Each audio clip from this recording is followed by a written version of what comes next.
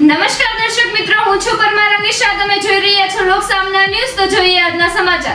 બોટાદથી અમારા રિપોર્ટર કનુભાઈ ખાચર સાથે. બોટાદ સહિતમાંથી એક પ્રેરણાદાયી અને માનવતા દર્શાવતી મોટી ખબર સામે આવી રહી છે. ભાવનગર શ્રી સ્વામિનારાયણ અને શ્રી રામ જન્મોત્સવના પવિત્ર અવસરે લોયાધામ સ્વામિનારાયણ મંદિર દ્વારા દિવ્ય પક્ષી સેવા અભિયાનનું ભવ્ય આયોજન કરવામાં આવ્યું છે. ગરમીમાં પક્ષીઓ માટે અનોખી સેવા શહેરના પંજવાણી કાંટા વિસ્તારમાં યોજાયેલા આ અભિયાન અંતર્ગત કાળઝાળ ઉનાળામાં તરસતા અને આશ્રય વિહોણા પક્ષીઓને રાહત મળે તે માટે માળા એટલે કે ચકલીઘર અને પાણીના કુંડાનું વિતરણ કરવામાં આવ્યું હતું. સતગુરુની પ્રેરણાથી સેવા કરી.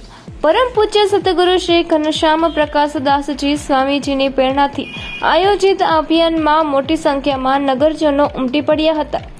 લોકોના ઉત્સાહ અને જાગૃતિ.